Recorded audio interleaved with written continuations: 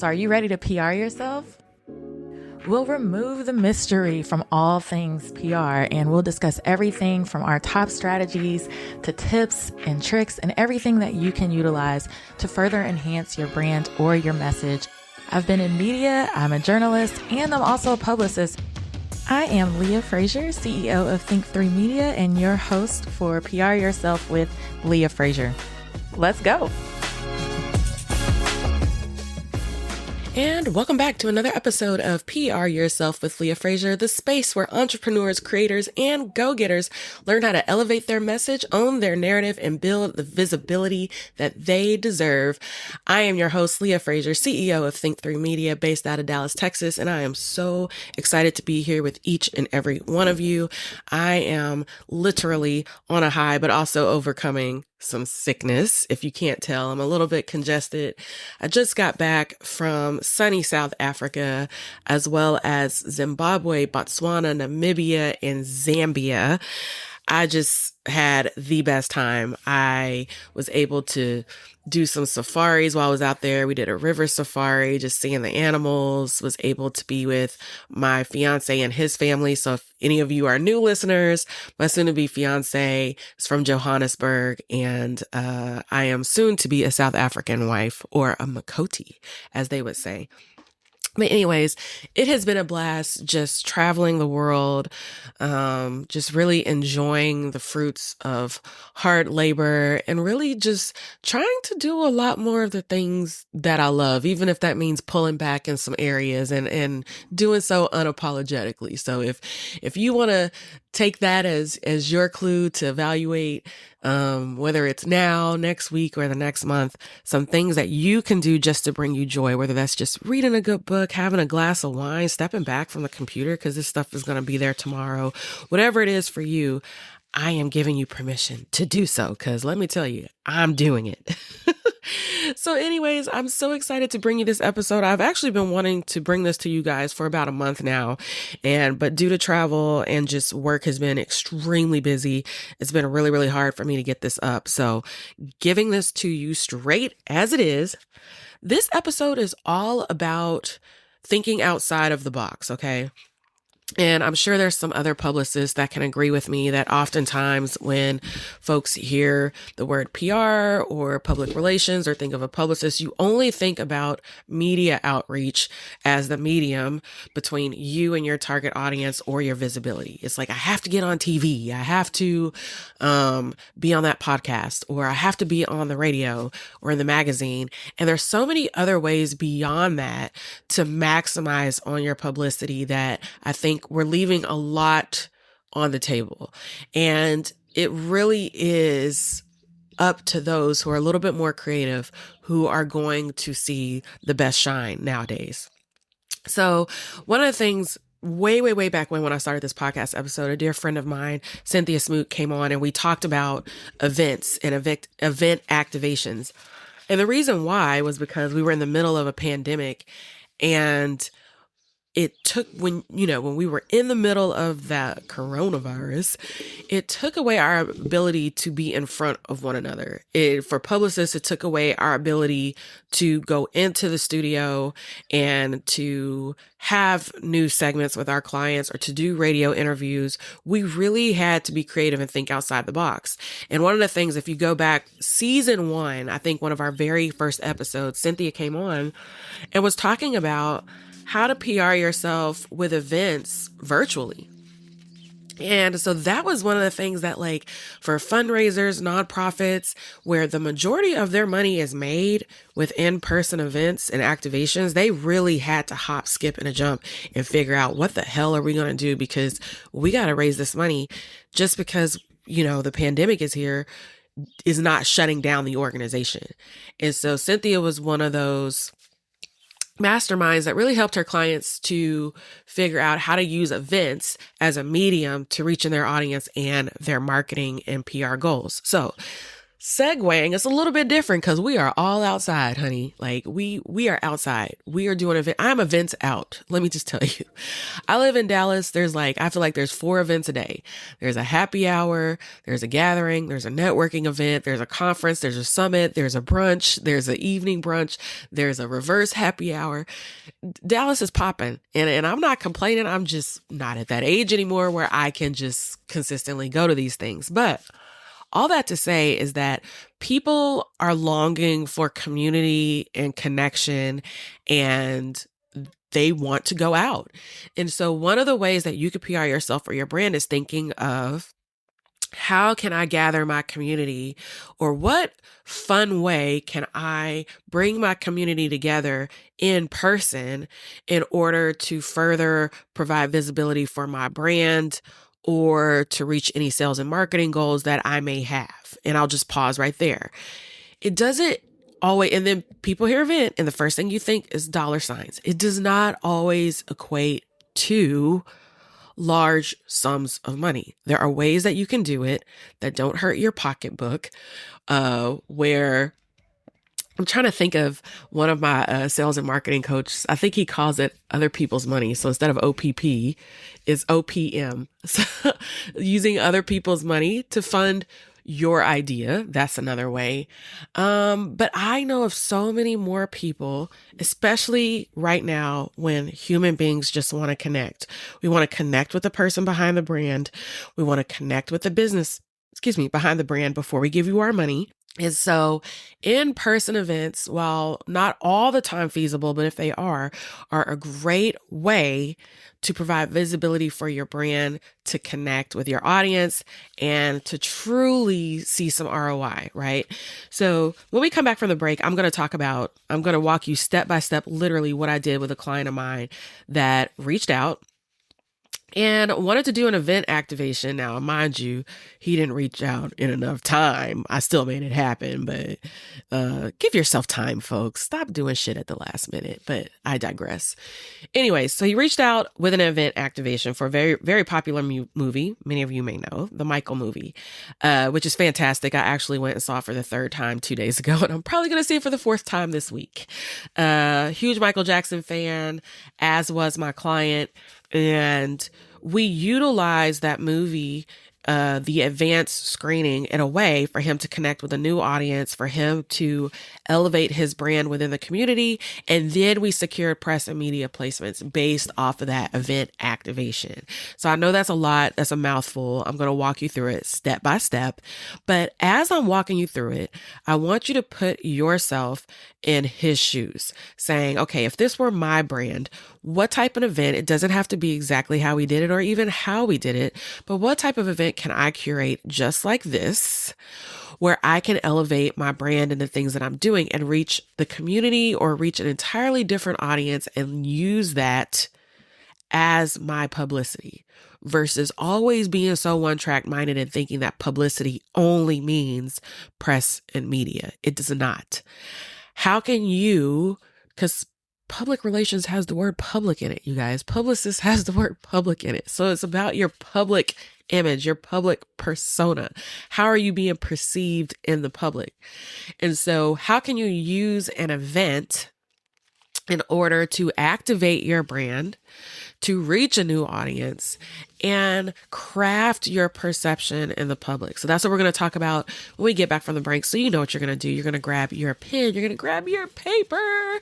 And when we get back from the break, you're going to hear 6 things from me that you can do in order to use an event activation to leverage your brand. You're not going to want to miss this. And oh, by the way, if you haven't seen the Michael movie, go to michael.movie.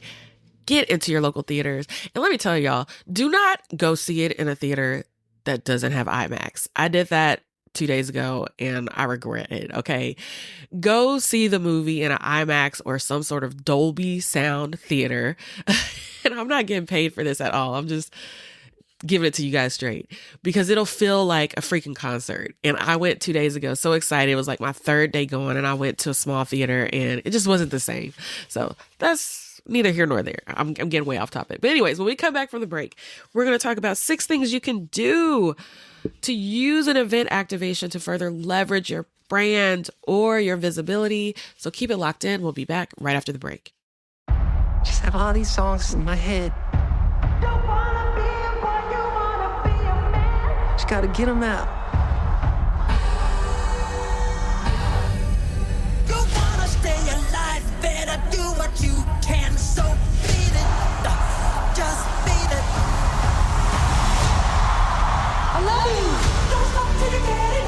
Keep on, when the force goes slow. I'm just getting started. I said you wanna be starting something. There's no one like you. Got to be starting something. This is what I was put on earth to do. And mother always told me. I knew you were different the moment you were born. You let your light shine into the world. Hey, feel it too, like my love. You are the greatest of all time. Keep this together. I'm the one. I'm the one.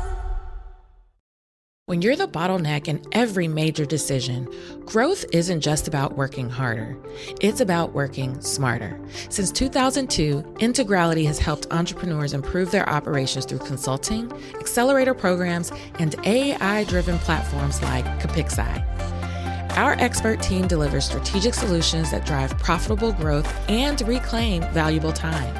Ready to build a business that runs without you?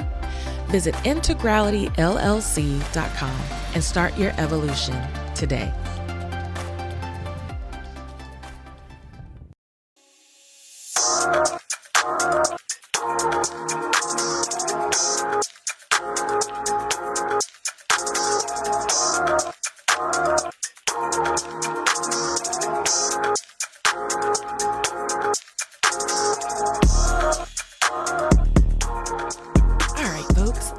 Get into it. I'm going to give you the background, okay, so that you can visualize the scenario, and then I'll give you the tips woven in within that. And again, like I said, imagine what event activation you may have in mind for yourself. It doesn't necessarily have to be the same, but you get what I'm saying. All right, so I had a lawyer reach out through a mutual client, and he told her, hey, the new Michael movie is coming out. My son used to play Little Michael, or he was the first Little Michael actor in MJ the Musical, and I want to be able to host a screening on behalf of my law firm. She's like, I know the perfect person you need to talk to. You need to call Leah.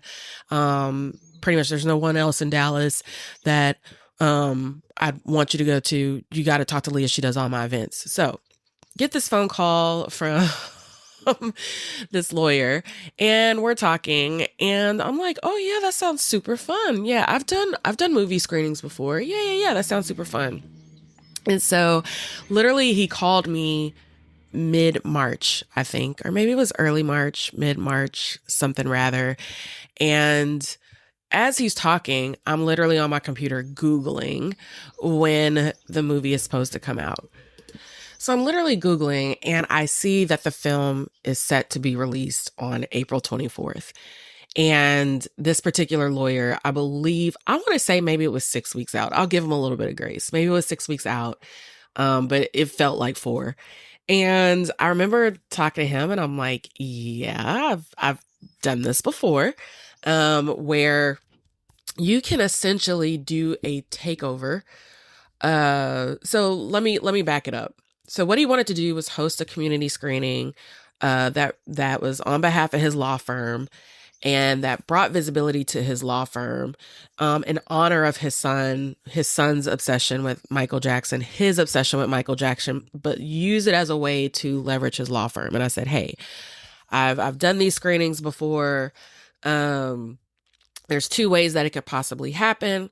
One is that there's going to be so many advanced screenings around North Texas, and literally the film company will just give you a theater. So that is the low cost, low budget way to do it, is that they give you a theater, but you pretty much have to guarantee to them that you're going to fill it up, or that the people are going to show up, which if you haven't been working on your brand or you don't have a built-in audience, that could be a little tough for some of you, right? So that is obviously the most ideal situation is OPM, other people's money. If they've already bought the theater, just hand it over to us. We'll get the community in there. My client, the lawyer, he doesn't have to pay a dime. Win-win for him, right? Because now you get all this for free. Second scenario is like, homie, we're 4 to 6 weeks out. And it's not just any movie. This is the Michael Jackson film, which at this point in time is about to hit $1 billion globally. But at the time, we didn't know how big it was going to be. But we could assume it, right? Because it's Michael Jackson. And we knew that the fandemonium was about to be insane. And so I said, hey, just letting you know, I've done this often. If I'm not able to get you this theater, then option 2 is that you have to host a private screening and you have to do like a theater buyout. Same thing, invite the community in, but now you've kind of fronted the money. And if it's a community screening, you really don't want to charge people because, I mean, then they could just go to the theater themselves and pay a ticket and have a great time. Like, why would they need to go on behalf of your law firm? So you really need to be sponsoring the whole thing on behalf of your law firm.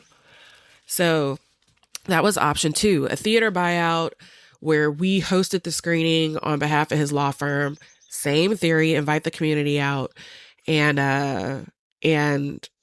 have an event activation that brought ROI to his firm, right? But of course, he comes back to me and of course he wants option number 1. And again, I'm looking at the calendar like, homie, this freaking film comes out in 4 weeks and I can make magic happen, but you're really pushing it. You are really pushing it. So let me tell you how this often works.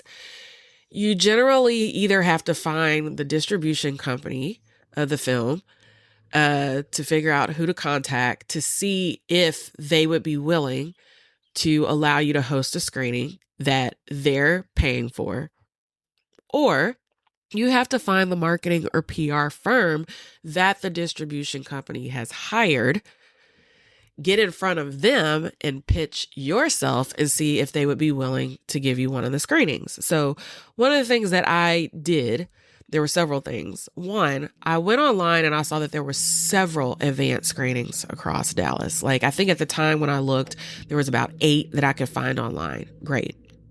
One was 2 days before the film released on April 22nd. But the problem was I did not know which PR firm was representing Lionsgate, who was the distribution company for the film. So I went online. I'm just giving you guys literally how to do it. Fine. If film screenings are one way that you want to, link in and PR your company. So, which people are going back to the movies these days. It's a great way to do it. Just saying. So reached out to Lionsgate, said, hey, told them what was going on. Like, hey, I have a client. We're looking to do a community screening. And anytime you couch anything in community, with news stations, with anybody, community is the way to go. So that is your buzzword. This is for the community.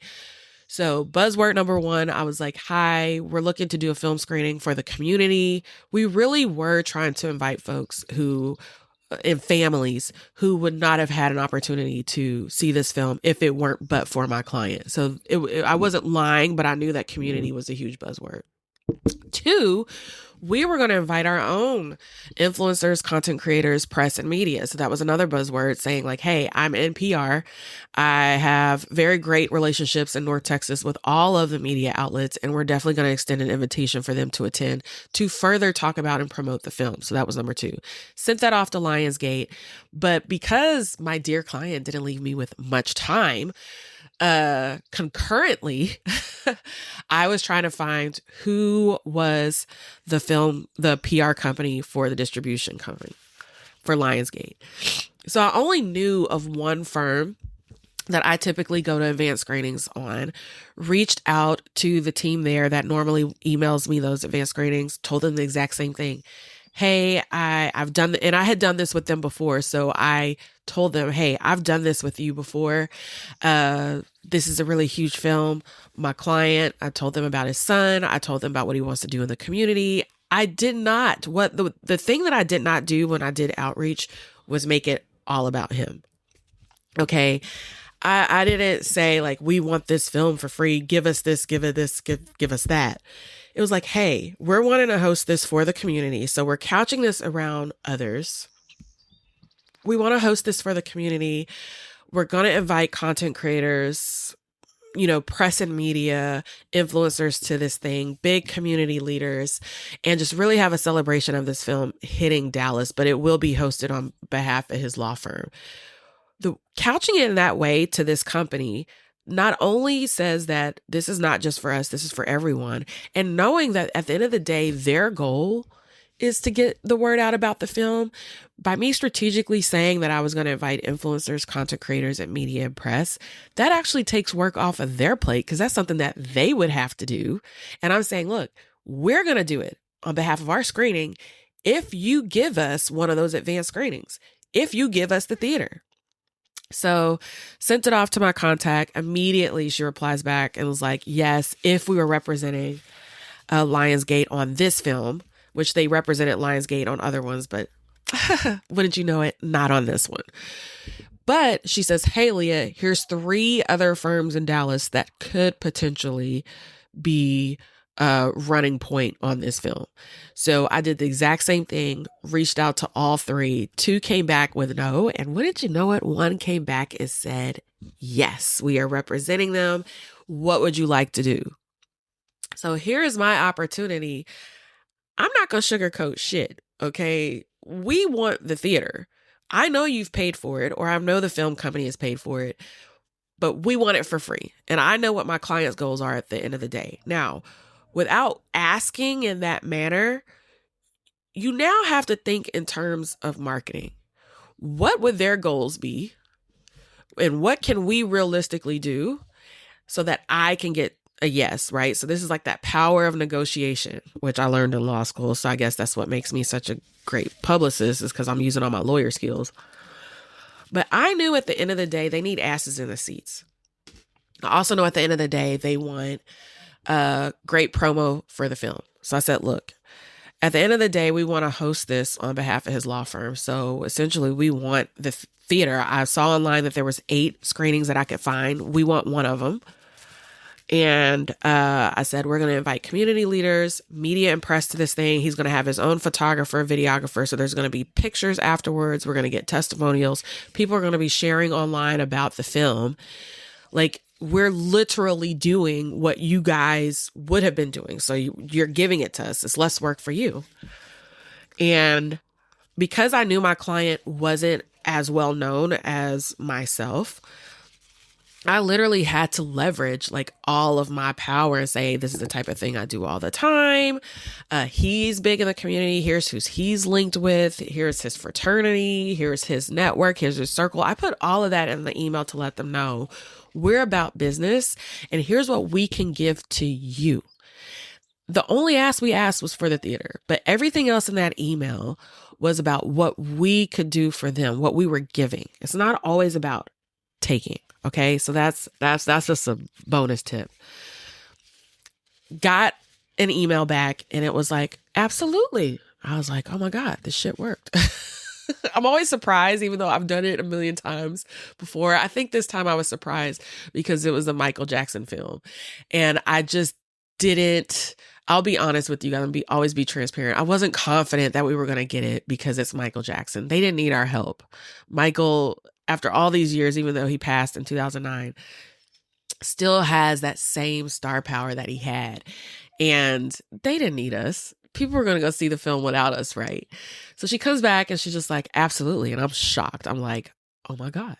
And mind you, my client said, if you can get us the film for free, if we don't have to do the buyout, I'm going to give you a bonus on your fee. So I was like, well, shit, let me work even harder. So they write back, and mind you, I'll back up just a little bit. When the owner of the firm said, hey, let me get you in touch with so-and-so, they're the ones actually handling the screenings for Michael. And I saw her name. It looked familiar from an organization that we're all a part of called the Public Relations Society of America, PRSA. So when he put me on the email and I told her what I wanted, and I was like, oh, and by the way, your name looks so familiar. Are you a member of PRSA Dallas? I think at some point either we've met before or we're linked on LinkedIn or, we've networked together. So again, establishing that relationship that makes it more than just, I'm only trying to get something out of you. So I think that was important too. So anyway, she emails me back and she was like, oh my gosh, absolutely. Let's hop on a call and let's discuss what we can do. And by the way, there's 2 screenings I'm thinking of. One is going to be our VIP screening. And she was like, so maybe we can give you some access to that. And then we could talk about another advanced screening where, we can give you pretty much either the entire theater or a set number of seats in that theater for your client. And I'm like, so not only do I get 1, but I'm getting 2 and 1 is VIP. And I'm like, oh my God. So I'm going to press pause here. We set up the call and I literally have to take a step back and say, okay, we're getting on the phone. And again, you have to remember, and I apologize because I'm sick, but you have to remember that when you're getting on these calls, it's not a take. You have to couch it as I'm giving you value. Here's the value that you're going to get if we host this screening. So I wrote up all the values before we got on the call. But then I know what I have to get for my client on the other end for this to be successful for him. And I couldn't shy away from what we needed. I didn't want him coming out of pocket. Period. I also knew that we wanted a set number of seats, but we needed to make it realistic because I didn't want him to set a goal that wasn't achievable, knowing where his brand was at that point in time. So going into the call, I wanted to be as transparent with this particular publicist as possible. So it's the best deal for the bargain on both sides. But I didn't want to shy away from the fact that A, we don't want to pay shit. And B, we want this literally for you to hand us this theater on a silver platter. So we get on the call and I was very honest about what I wanted. We asked for everything but the kitchen sink, or I did. I was like, we want both of the screenings, the VIP, of course. And then, of course, I said, look, we know all these community leaders, content creators, influencers. So for this VIP screening, I know you guys they were already inviting their list of VIPs. So the VIP screening, they gave us a set number of seats that we could fill for ourselves. They blocked off all the seats and put his name on it. Like it was really, really special. And I'll tell you guys this, at the time, she was like, oh, I'll confirm it in 3 days. But Jafar Jackson was supposed to come to Dallas for that screening. And she was like, but you can't say anything because we're still waiting on the confirmation. So I was like, look, if Jafar Jackson comes to Dallas for that VIP screening and my client and his son gets to meet him, and then my regular media and press folks get to interview him, like I'm a star. I'm a star. Like I literally, this would have made my entire year. Unfortunately, she called back in 3 days and said that Jafar was not going to be able to make the Dallas screening. But it was okay because they still gave us a set number of spots. And again, she asked, how many do you want? And you have to be honest. Like, don't say what you think the other person would have said. So most people would have been like, oh, just give me 10 seats. I was like, no, give us 30. Give us 30 because that's 15 people, assuming that they're going to bring a guest. And we easily filled those 30 seats. And so those VIPs got to feel special. They got to meet Shannon one-on-one, his son. There was a Michael backdrop. There was a DJ. I mean, it was phenomenal. Then we get off the VIP thing and then she asked about the second theater. And I was like, look, we want between 100 to 150 seats. And she's like, well, we have this one huge theater that seats about 300. Do you want the entire thing? And I would have loved that. But again, I also have to be realistic because I want to set realistic goals for my client. So 150 was a push. So they gave us literally almost that entire theater. And then they were going to fill the other seats with overflow from some of the other screenings. So we got everything we wanted. He didn't have to pay a dime. All we had to do was turn over our list to ensure that we had the number of people that we said were going to show up. And then I continually asked for additional things, and I wasn't shy about it, because at the end of the day, this is not just a party. This is an event activation. I needed people to be able to take pictures with my client. I needed him to be able to have some sort of way for them to interact with his brand, for us to measure it. So I asked for a table where we could check in our own guests, where we could have a QR code, where he could potentially have swag, where we could have a photographer and a videographer taking photos, especially against that Michael backdrop. And it did take some back and forth negotiation, because his signage couldn't necessarily be directly by Michael's signage. And so we worked that out. And at the end of the day, she's like, yeah, sure. And so I got everything that he wanted. We measured it. I'm still getting the exact numbers, but his social media following definitely grew. We got some recaps in the press and the media because of it. He was recently in a magazine with our photos from the event in that magazine and online. And so it was a very, very successful event. We were able to bring in families who wouldn't have necessarily been able to go to the film.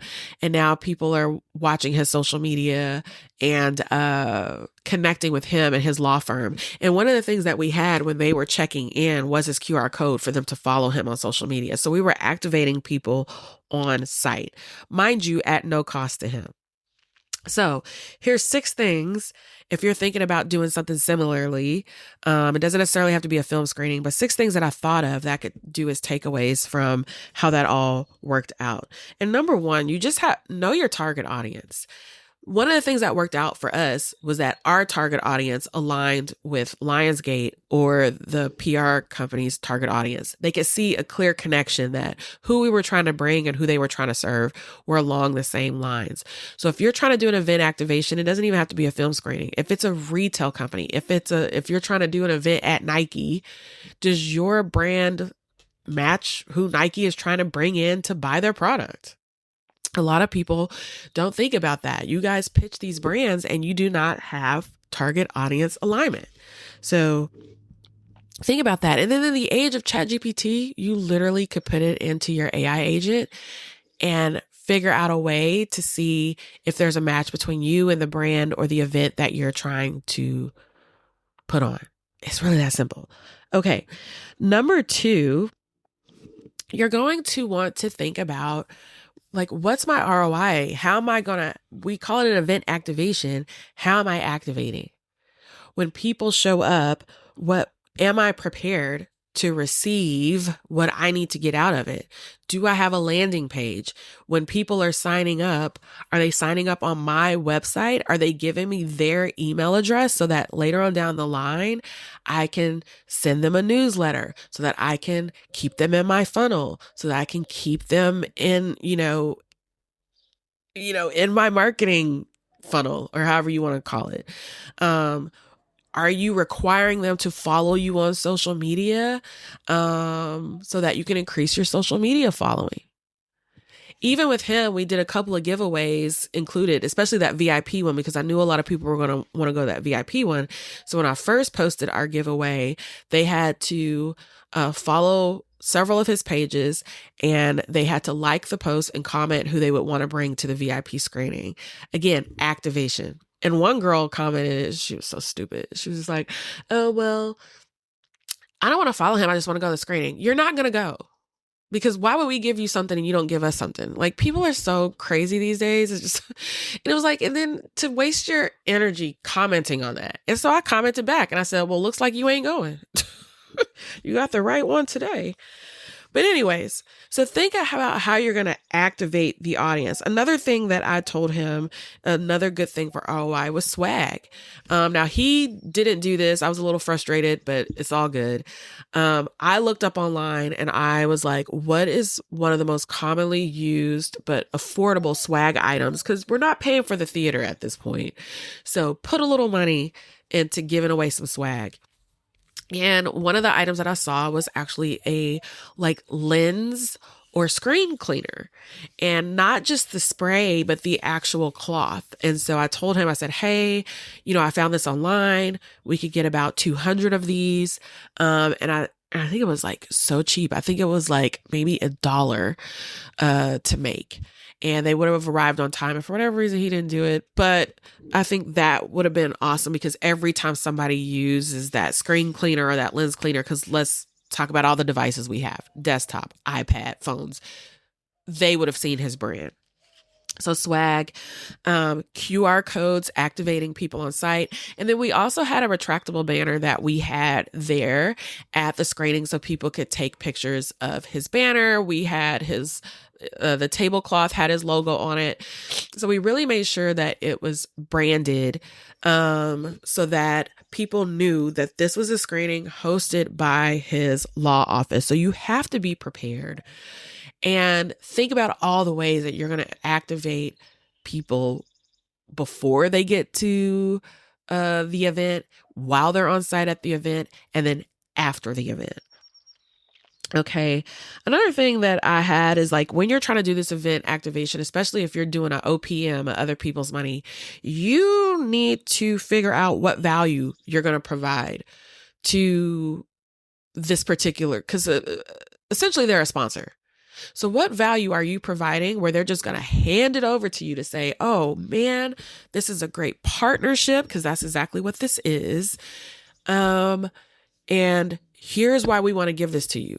You need to have that listed out. What value am I providing? And again, it has to be an target audience alignment match. You always want to think in terms of marketing to say, because you got to think in terms of them. They were going to pay for this anyways. And now they're going to give it to you because you're essentially going to do their job for them, if not better. But you have to prove to them why they should sponsor your event. And that comes with telling them what the value is for them doing so. So you need to have that worked out ahead of time. My other tip is don't look at it as gimme, gimme, gimme, gimme, gimme. I think what really worked for us in this scenario is that we looked at this as a partnership. We know that this is what you guys need to do in the world of film screenings. And I had some experience in that. So I was able to coach my client through that. I was able to handle all negotiations. Thank God. He didn't have to do shit. I just have to call him and give him updates every week. Well, he did nothing. I did all the work. That's what he paid me for. But it's a partnership. So I knew going in, like, what do you guys want and what can we give you so that it feels more like a partnership than it does take. And it actually ended up being a beautiful, beautiful partnership. It worked out great. Like I said, I asked for everything that we wanted. We got everything that we wanted, plus more. And at the end of the day, they wrote me after the event and said how much of an honor it was to work with me and that they would love to work with me again in the future. And I'm actually going to send the lead publicist a gift as another thank you, because they did not have to do what they did for us. They could have just given us the seats and that's it. But to give us VIP access, possibly meeting Jafar Jackson, catering to our guests, allowing us to have a pop-up banner, allowing us to have a photographer and a videographer, and all the things that they allowed us to do, they did not have to do that. And so it was a great partnership. What I'm saying right now in society is we're so narcissistic and we're so egocentric. And narcissistic, I know it's a medical term, but you get what I'm saying. It's always about me. Me. I, myself. The moment you can step outside of that and say, what can I do for others? And then put yourself last, that's when you're going to see the most success. It is a partnership. It is not all about you, because my client did not have much of a following at all. So I had to sit down and really think about what are they going to get out of this, because you are a small sole proprietorship law firm. So what are they going to get out of this so that we can get a yes? Value, value, value. And then last, when you have something like this, you need to follow up. So what is your call to action? Yes, you've had this fun event. The community has come out. People have gone to see this film ahead of everybody else. They get bragging rights. So people love being able to go online and say that they saw the film. It was kind of funny to watch because we were actually under an embargo where you couldn't really leave a review for the film or talk about it until a certain date. But all of our guests were able to say that they saw the film, post their pictures. And our VIP screening was 9 days before the film came out. So people really felt like superstars. But what is your call to action after that? So afterwards, I sent a huge email thanking people, still reminding them to follow Shannon, still reminding people to follow my client, to follow up with him, to remember his name if they ever have XYZ law services, following him on social media, blah, blah, blah, blah, blah. And then we had further call to actions listed in our post-event press release with our images from the screening that went out as well. That was published in a couple of magazines. So what is your call to action when it's all said and done? You're not just going to throw the event and then walk away. You're going to let it breathe, and then you're going to follow up with all of those people that came out that were interacting with your brand and figure out, how am I going to further activate them? Now, what I wish my client would have done in retrospect, I really wish that during the sign up, there was an opt-in for his newsletter or something where he continues to give them value and nurtures those relationships. But this particular screening, we really just focused on more of a social media activation and a brand visibility strategy. If we had a little bit more time, more than 4 to 6 weeks, then we really could have built some sort of marketing funnel to really have seen a huge ROI. But I think it was a major, major, major success. I got my bonus. Clock that T. And we are in the process of probably doing some more business together. So that's it. So just to recap, if you're thinking about doing an event activation, first, you're going to nail down your target audience for yourself and for the brand that you're wanting to hopefully partner with, using other people's money. 2, you're going to be prepared. You're going to think about, how am I going to bring ROI to my brand? Do I need to create a landing page? How am I gathering email addresses? Am I going to have swag with my logo on it? How am I going to create brand visibility before, during the event, and even after? Then you're also going to, when it comes to your sponsor or whatever, you're going to be honest. You're going to ask for all the things that you need, but you're going to remember that you're going to give. What is your value that you're bringing to the table? Write down all the ways that you're bringing value to them. Value, value, value. Next, you're going to think of it as a partnership. You're not thinking it as a take. This is a brand partnership. Hopefully, something where you can partner with them again in the future. It's not a one-trick pony. So definitely be on your best behavior, but it is a partnership. It's not just about you. It's also about them. And then lastly, you're going to follow up with your audience after you have a successful event activation, and you're going to have a call to action. Are they signing up for your email list? Are they following you on social media? Do you have a free offer or another giveaway or something else that you can roll them into to continually activate and grow your brand and your audience? So what is your future or present in that moment call to action? And so those are my tips, just based in using, I guess this is more of a case study of this recent film with Michael. I don't know. I think I surprised myself with this one just because I didn't have time. Time was not on my side.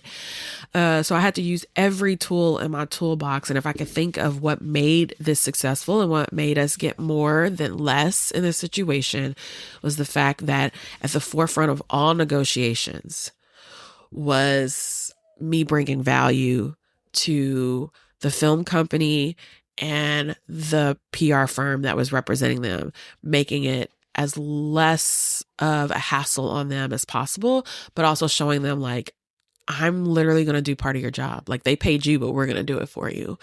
And I think that's what made it successful, is that type of mindset. So there you have it. Shameless plug. If you haven't seen the film, go and see Michael movie. I hope you love it as much as I did. I'm going to go see it for a 4th time this week at an IMAX or Dolby theater. No more not doing that, because what the hell. But anyways, you know what to do. If you liked this episode, you're going to like, comment, share this out. Leave me a message. You can either contact me on LinkedIn at Leah Frazier, or you can go on Instagram, leave me a message at PR Yourself Podcast. I'm also going to put a recap of this out on Substack. If you're not following my Substack, you can go to the Leah Frazier on Instagram, and that Substack link is in my bio. Definitely going to share this one out. And then you'll be able to see those pictures of Shannon and his son and the great time that we had online as I was working on that film, or working on that event activation. Our next episode is going to deal with all things TikTok. So if you're wanting how to leverage some of the monetization or leverage your brand with TikTok, I'm going to talk all about TikTok Shop and all of the secrets that I learned from TikTok creators when TikTok came to Dallas about 3 or 4 weeks ago. And so I'm going to be giving you guys all the tea. And I just found a really good video talking about how these creators are really using TikTok Shop to leverage their brands. And so I'm going to play that video for you guys in the next episode, in addition to some tips that I got from some of the top creators in the US on how they're growing their brands with TikTok. And so you're not going to want to miss it. Some of these creators are making $40,000 a month just talking about what they love. And I want you guys to have all of the secrets and all of the tea. So you know what you got to do. Keep it locked in. If you like this episode, like, comment, rate, leave us a review so we can continue to keep having these discussions. Keep it locked in. Next episode will be on TikTok Shop. Episode after that, we do have an interview with one of the TikTok creators that I met at the TikTok Shop, and she rakes in tens of thousands of dollars every month talking about what she loves. So you're not going to want to miss it. Keep it locked in. And until next time.